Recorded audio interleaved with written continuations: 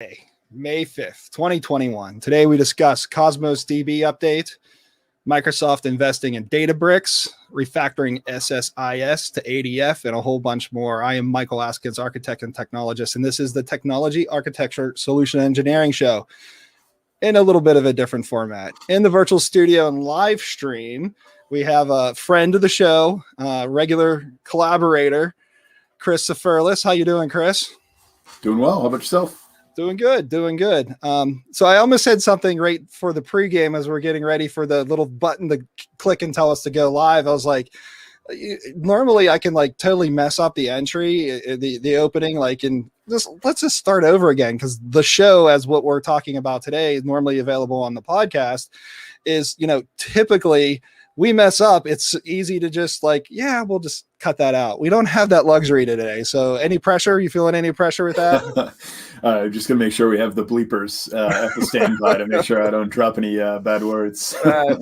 It's all good. It's all good. I'm sure you'll be fine. I know I overthink sometimes when I'm live, and I don't overthink. Just talk a little slower and everything will be all right.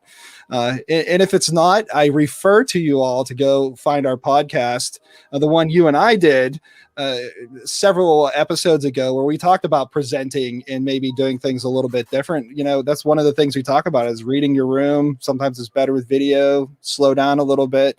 So find us on Google Podcasts, Apple Podcasts, everywhere. We'll do a follow-up post and we'll include that link there.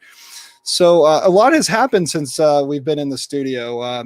Anything new in your world? Anything happening? Anything you want to bring up initially?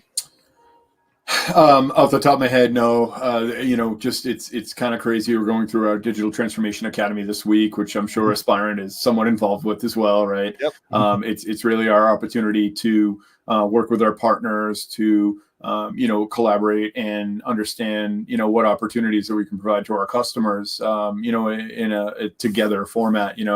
I certainly wish I were in Vegas right now instead of sitting in my dungeon office on these back-to-back partner calls. I mean, I think I had I had about 15 scheduled over a few days, and so, but it's a great opportunity to kind of sync not only with the internal teams, but also with partners, and figure out better ways to help our customers. Certainly what's pressing right now for sure. Yeah, absolutely. That's the thing I try to sprinkle in some of our conversations about different things. And it actually takes, to be a successful partner with Microsoft, it takes a lot of work on the partner side, but it also takes a lot of work on the Microsoft side. There's been a massive change, and you and I have been in this world for a while. There's been a massive change in how partners interface with Microsoft. And it's, historically it was, rough and a challenge just because it was, the traditional partner model, but they've evolved it to, if you can drive value and you can bring customers solutions they need, then you have a seat at the table with that customer and Microsoft will support you. Customers of all sizes. I've worked for some partners that were minuscule compared to some of the larger, you see every year partners of the year, which is these generally larger organizations. And it's refreshing to see that they give as much attention and love, if you will, to partners of all sizes, as long as you're doing the right thing for the customer. That's the important part. And, if we're going to be a little nerdy, I wish I had a graphic to put on here to talk about some of the nerdy stuff we talk about today, which is good. If you're more business focused, this is the one takeaway I want to give you, is that if you're not working with a Microsoft partner, find one. Aspirant, our sponsor of our show, is a great one. There's great partners in many areas. There are partners that are specific partners in one particular type of technology, and that's all they focus on. And then there's some general partners. There's a combination of partners that can help you get across the goal line. And just to kind of not take the show and our agenda off the rails, Microsoft has developed a system to where it's not just one partner anymore. It's like, okay, you're great at this thing and you're great at that thing. Let's all work together on behalf of the customer. And, I think that's some of the things that DTA can surface in all your back-to-back meetings. And again, thank you for taking time out of your busy week to have this. Yeah, no, and the reality is, it gives us more perspective, right? Is, I'm a value based salesperson, architect, right? Where I want to make sure that my customers are understanding the best possible solution to whatever their initiatives are, or challenges are, and those kinds of things. And what this gives us is an opportunity to get perspective on what else is out there. Obviously, we have some great homegrown solutions. We've got some great reference architectures and everything along those lines. But the reality is, it's more than what we can throw out there, because the partners can be that much more creative, and they build that many more use cases that obviously Microsoft could never scale. Right. And I think that's a big differentiator for not only the partners, but also our clients, our customers, is that we do have such a rich ecosystem, whereas the other public clouds, good luck. Yeah, you're right. You're right. And the funny thing is for Aspirant, well, historically for most consulting companies, I've done a lot of the MPN side, which is the Microsoft Partner Network side, because it is complex, it is vast, it is deep. And as a partner, you have to choose, am I going to be an MPN partner, which is like an integrator or an education partner, or am I going to be a cloud solution provider? Am I going to just be a developer who wants to have the ability to post on Marketplace and app source?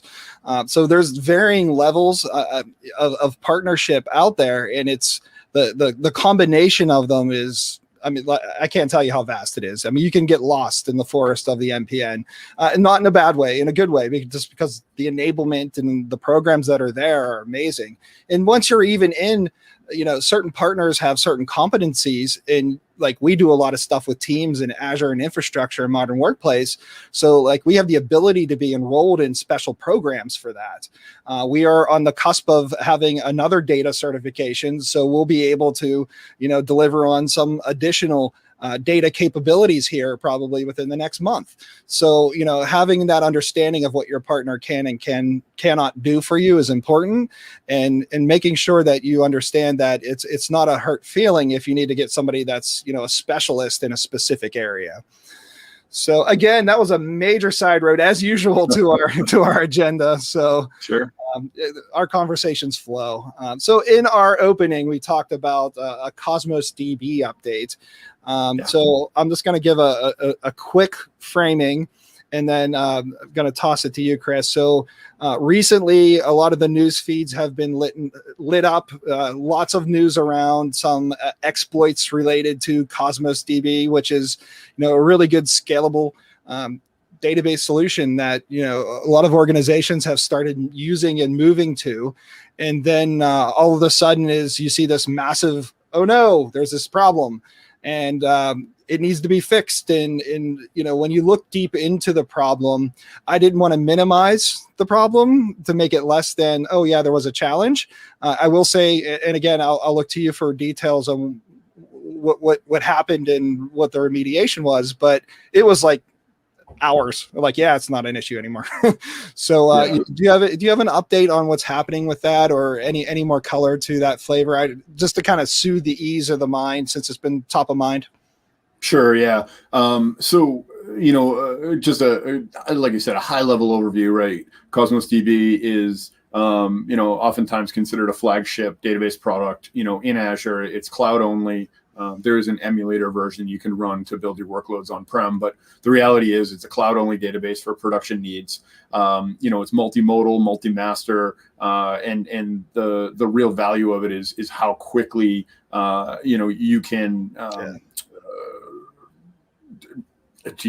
lost. You can replicate the data across the world, right? And so it's got a crazy SLA and 5 nines and great things tied to it. And what was discovered was that the way that customers can work in their Cosmos environment is using Jupyter notebooks.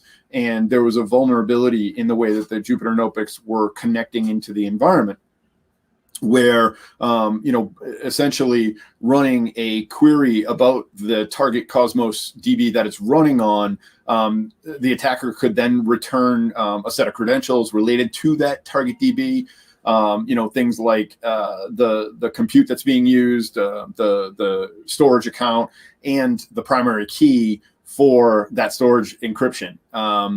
And so, essentially, they found the hole, they patched the hole, but they notified customers who were potentially, not necessarily definitely, but potentially exposed, and notified them as soon as possible. And, essentially the guidance was to rotate your keys. So I think most folks on the technical side know exactly what that means, but essentially you're taking that, that encryption key that holds the details about your environment, you're turning it around and creating a new encryption key, and you should be secure at that point, right? And so, from a patching standpoint, it has been mitigated, and we're moving on. So from that standpoint, a couple hours, and then along you go. And that was really it. And of course, we take these things very, very seriously. I think I mentioned in our last show that Microsoft just quintupled our investment in security over the next 4 years, right? It's a $20 billion investment over the next 4 years. We used to spend only $1 billion on security every year. So now we're going to $5 billion a year, right? And so, certainly want to make sure that our customers are safe and secure. This is something that was taken very, very seriously. We notified all of our customers, all of our customer service account managers, also notified all their customers to make sure that everybody was notified about this. I can't even count the number of times that we've run into situations where there's an old email account on the account. That was redundant, but on the customer notification account, if you will, and it just kind of went off into this black hole. And so we made sure that any customer that was even in jeopardy of possibly, having been exposed, we let them know immediately. Yeah, that's awesome. And again, it's a testament to how serious this is taken. Most cloud providers don't want to have an incident or an outage. It happens. It's how you respond to it is what predicates, that trust that they get from the public. Public trust is huge, and Microsoft has definitely upped their game in the past decade plus in making sure that public trust is definitely earned. Speaking of public trust and things in the public, and there's a company out there. It's called Databricks, right? Mm-hmm. And I saw a news article that had Amazon, Microsoft, Databricks, and so the first thing I did was mash that on my phone. And that morning, and the sleep's barely out of my eyes. I'm like, what is this? So I poured through it, and so Databricks has, as at one organization we co-worked at, Databricks was a big option there, big play there. There was a lot of activity around Databricks. So, my ears are very open to when I see that, or my eyes are very open to when I see that. And, it kind of took me off guard. So you want to give some insight into that news item. So, one news item is like, great, there was an issue, we resolved it quickly. The next news item is Databricks, Amazon, Microsoft. What does that all mean? Yeah, and this one's super exciting. When IPO comes out, make sure to check this one out. Snowflake, I think, doubled its first day when IPO, and so this one, I think we could expect even bigger and better things. Databricks in and of itself is sort of a next generation compute engine.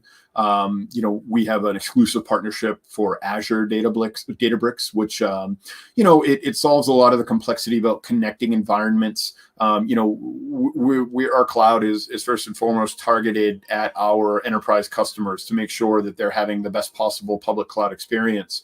And so we want to give those end-to-end solutions. And so Azure Databricks, has the capability of having things like Azure Active Directory automatically sort of tied into it. And it solves a lot of challenges around role-based access controls and just access in general, security and those kinds of things. And so, basically they have their own flavor of Spark, an enhanced and greatly improved version of Spark, which is an open source in-memory processing engine.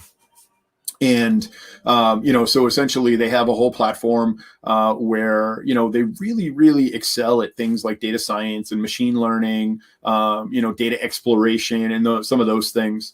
And Microsoft has been coupled with them for a long, long time. But we're not alone, right? So, Amazon AWS is also an investor. Going back to as far back as I saw as 2018, 2019, we've made strategic investments with them, but the other public clouds have as well. They recently went on to GCP for another offering, right? And it's all about the partnership. It's all about making sure that we're giving our customers what they need in order to be successful.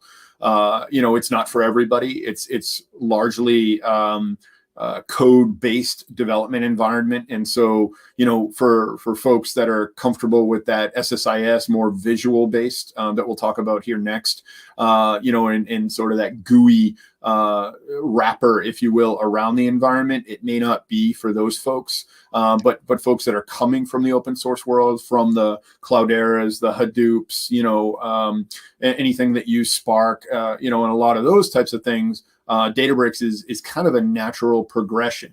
We certainly have some other flavors. We've got a partnership with Cloudera. We've got a partnership with Hadoop for an HD Insight product. And so there are, it's all about the platform, right? We've had this conversation numerous times. It's all about the platform and being able to give our customers what they need to make them successful. Now, what I will say, what's different about Databricks is that it is a first-party service. And so when our customers go to work in the Databricks environment, it's in the Azure environment. And they also get those bills within the Azure environment. So all of that bill, all of the invoices that are related to the charges for Databricks, they all get rolled right up into the same bill. And that's one of the differentiators. It certainly makes things a lot easier for for the finance departments and things like that are looking to process that. Yeah. So, quick question on that, real quick. Sure. So I know like product Cisco, perfect example, right? So there's things in Azure that are Cisco, like you can get a V1000, you can get like a Cisco appliance that's out there, and they have the bring your own license model. Do you ever see that happening with a product like Databricks, where you're able to say you have an investment in Databricks on a different platform and you already have some subscription or support agreement? Do you see the ability to make that portable?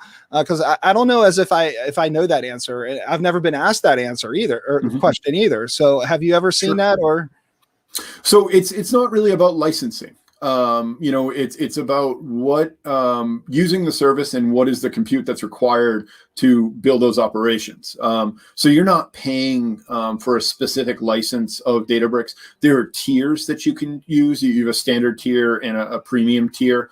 And a lot of that has to do with some additional security features and things like that. More bells and whistles under the hood of the premium tier.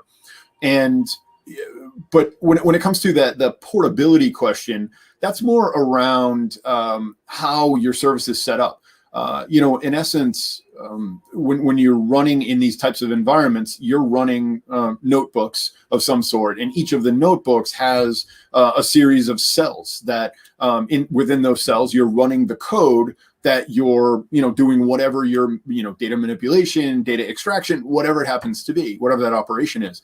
And essentially, you're taking that code, that notebook, which you've written in any notebook, right? You've got Jupyter Notebooks, which is a very, very popular one, where you can write all of your code in the notebooks, and then you could very easily bring it to any of those cloud services, right? And then also Synapse has open source Spark that is available to use those same notebooks. I mean, there might be a little bit of code change or something like that, just to adapt to the environment. I think of Azure Blob File Service, right? ABFS. Yeah. When you connect to that, right? You're going to have a different link when you go into connect into those services. You might have to bring in a different library to connect to one of the accompanying services or something like that. But for the most part, that is very, very portable, which I think.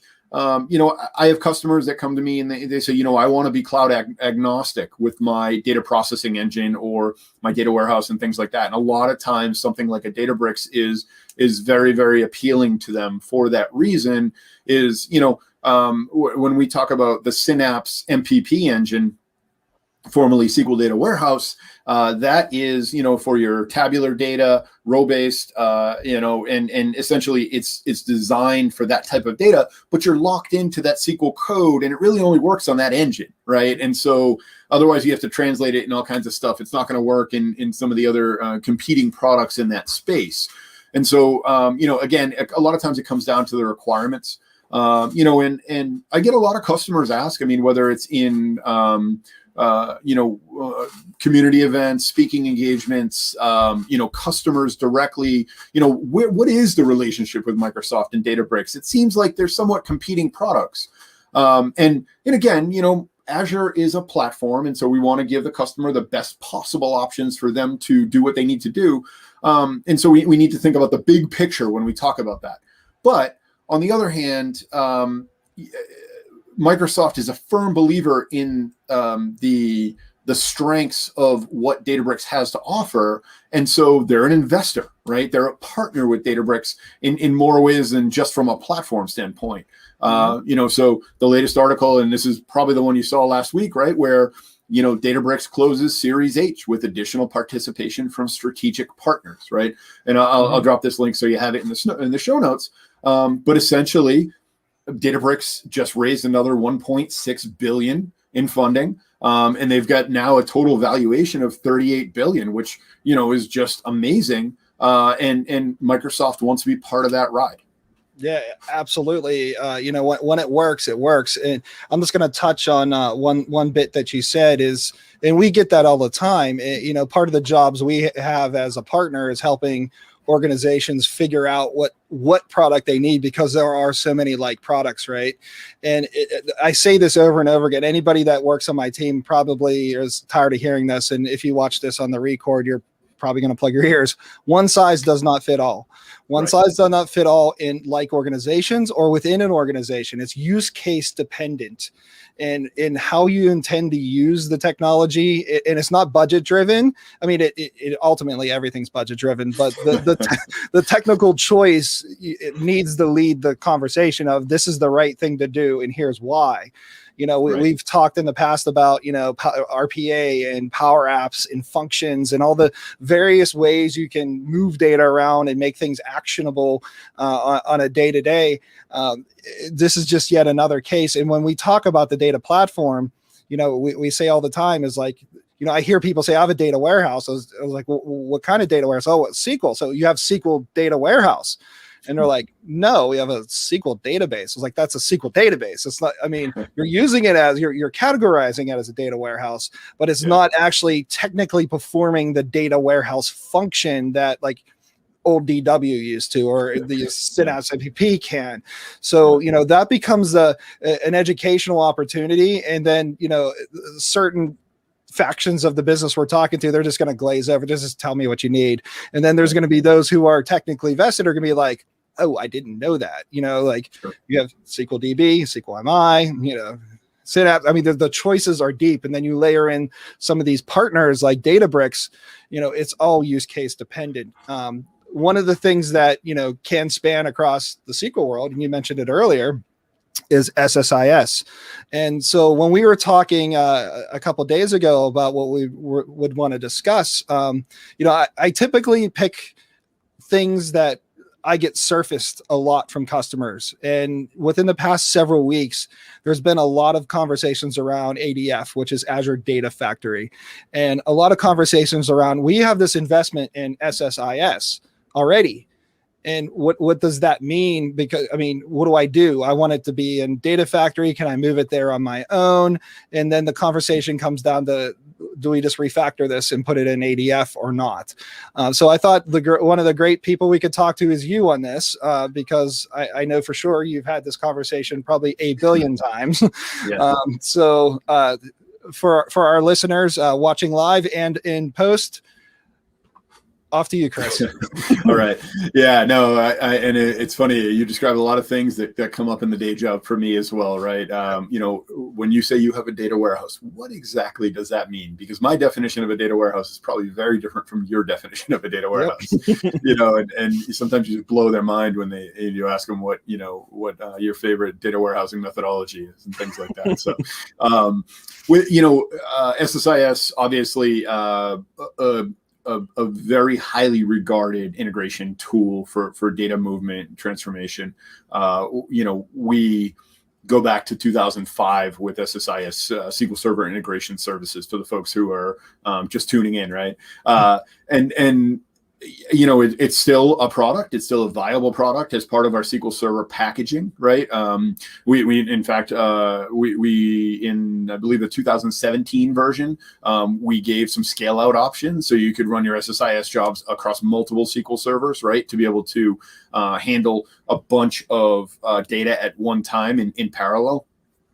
And so it's certainly nothing we're getting away from. But for the folks who are saying, okay, well, I've been running SSIS, since 2005 or at least version 2005 and going forward. And we've got, hundreds of thousands of man hours that have gone into these packages.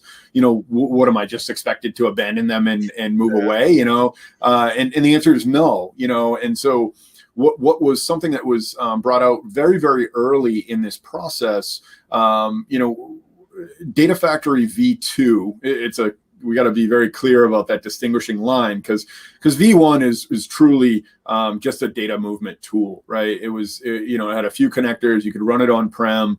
It would run on a loop and just go pick up some files and bring them over, maybe something from a database or something like that. Very rudimentary by comparison. Now, Gen 2, we went into public preview back in December of 2017, I remember. And, we were doing a lot of work with it back then. It was creating a bunch of excitement. And really the goal was to have a cloud native ETL tool, ELT tool, that gave our customers the option to build all of those orchestrations and transformations up in the cloud. And certainly, a lot of customers were running SSIS jobs. And so one of the first services that accompanied Azure Datafactory within the Azure portal was the notion of SSIS integration runtime, which allowed essentially you to take your SSIS package and bring it up into Azure and run it the way it lived. Soon after we brought out the SSIS runtime, we also brought in a lot of the partner-related software add-ons that went with SSIS. Again, going back to 2005, it was a hardened, mature product that people had a lot of confidence in. And so you had a whole partner ecosystem, just to name a few off the top of my head: Cozy Rock, Kingsway Soft, Pragmatic Works. There were a good number of these partners who had built on top of SSIS to give more capabilities, to connect to new sources, to be able to do different kinds of data translation and things like that. And so with the ADF integration runtime, SSIS integration runtime within ADF, we basically said, here, you can lift up those SSIS packages, drop them into our ADF environment. You're paying for the compute in the background to run those those SSIS jobs, but you can keep them the same. You can probably update some destinations and sources and things like that, right?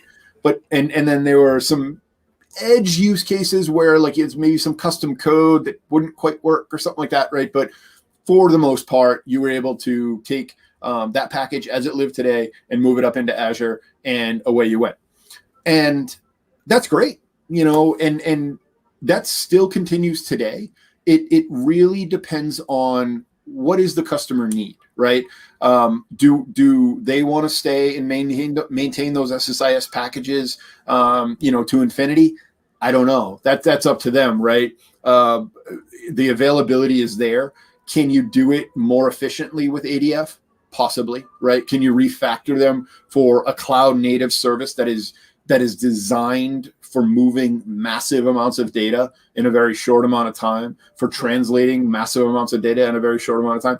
Absolutely. The development environment, for expressions and things like that is greatly enhanced over what we had in SSIS. I superior. Prefer, far superior. Yeah. I mean, whether it's IntelliSense or just the category of catalog, I should say, of commands and things like that. It's an all around great tool. And so, I think with anything else, when we start talking about cloud versus prem, it's if we have that sort of cloud first mindset, it doesn't mean that we're taking everything we're doing on prem and moving it to the cloud and going to all cloud native services immediately, right? It's more about, okay, we want to get out of a data center, we have to move this to the cloud. Okay, we can help with that, right? We've got all kinds of tools around migration. You and I have done a lot of conversations about migrations and, all of those types of things, right? And then, having that mindset of saying, I want to be able to have the cloud native features on the next version of my product. And that's where the real value is. Now, you compare Azure Data Factory to any of the other cloud integration tools that are cloud native, and by far, it's the best product out there. You cannot compete with any of the public cloud services, any of the former services that are maybe running in like an IaaS type situation, where you have to spin up virtual machines to get it to do all that information, chugging along and translation and all that. Far superior experience. They've got over 95 connectors now in Azure Data Factory to different services, all of your favorites, right? So you've got, Salesforce and Dynamics and on-prem databases, on-prem file systems. You've got open standards like OData, ODBC, OLADB, all those types of things. And then plus you've got other grabbing data from other cloud services, from the S3 buckets and things like that. And so, for those customers that say to me, hey, Chris, we've got 1,000 SSIS packages for our ETL jobs. My first question is going to be like, well, what are you doing with your data warehouse? What is your eventual plan, right? Because you've got some legacy data there. If you move that legacy data off of your data center, off of, the NAS that's sitting in the closet, and you're going to put it into Azure Data Lake storage, you're going to save yourself a lot of time and money by dropping it into Azure Data Lake and then pulling it in with Databricks or Synapse or, whatever your data warehouse of choice is, data warehousing tool of choices, right? And so you're going to save a lot of time and money by doing that. It's a relatively easy and straightforward process, but maybe there's something that's super complex. It's going to take a really long time to rebuild. Well, if you don't need to rebuild it, right? If it isn't broke, don't fix it, right? As they say, I would say bubble up the things that are of highest priority or can save you a lot of time and effort by making them cloud native. Do those first, right? Get those out of the way. And then, maybe the next gen data warehouse, or then you don't want to start taking advantage of some of the tools that we just talked about, right? Some of the Databrickses or Synapses or, even Snowflakes of the world, right? We're a platform. And so we want to give our customers the ability to use all of those with the cloud native tools that go along with it. Yeah, you want to if you're going to move something to the cloud, there's advantages. First of all, like the typical low hanging fruit of like it's somewhere that it's going to be on, that all the back end speeds and feeds and all that's handled, right? But the question is about should I refactor pointedly around SSIS to ADF is like the question is what's the advantage of rewriting all that work to put it on a platform that can accept it near as is. So the question is does that level of effort have an advantage? So that's a business discussion, not a technology discussion, right? And some technology people are like, you know what, I want it all on the new stuff just because it's new, and it's running inside that environment. It's there. It's technically on the new stuff. You're just leveraging that mind spend that you did already to build that out. And then it gives you the time to slowly refactor without having that. We have these 50 jobs and we have to rewrite them all, and it all has to be ready for day one. Well, if we move it as is, you're ready day one, and tweak a little here and there. But then we can gradually say, over a certain period of time, allocate the resources to do that. And I strongly encourage that. People want to have the new stuff. Like when you get the new car, you want to, all the new, like I know I've had this, but like people are like, I've never had a heated seat before, like on off. It's summertime. It's 90 degrees. Do you really need to turn the heated seat on? Make the decision of making sure that, the thing you're doing makes sense. And then what is the advantage? Is there a strategic advantage, cost advantage? Like, why do you need to refactor this? Because, and I knew what your answer was going to be because you and I have worked before, and it doesn't have to be changed. The question is do it when appropriate. Yeah. I mean, it comes back to the budget conversation, right? Yep. Nobody has endless budgets, especially for legacy stuff. Right. And so, so I'm writing this book on cognitive services, and essentially, I think my readers, when it comes out, are going to say, if he tells us one more time to not adopt technology for the sake of technology, I'm going to puke, right? Because it's great. We love this technology stuff, right? We love eating up. We love playing with the new projects. We love learning new things. I mean, that is the nature of being a technologist, and it's awesome, right? The problem is it doesn't always make sense dollars and cents wise unless you're willing to spend nights and weekends doing it, right? Yep. And because the day job is more concerned about what's bringing immediate business value to them. Yep. Absolutely. And that's the fine line when you sit in a CTO seat and you're like you want to do all the latest and greatest cool stuff.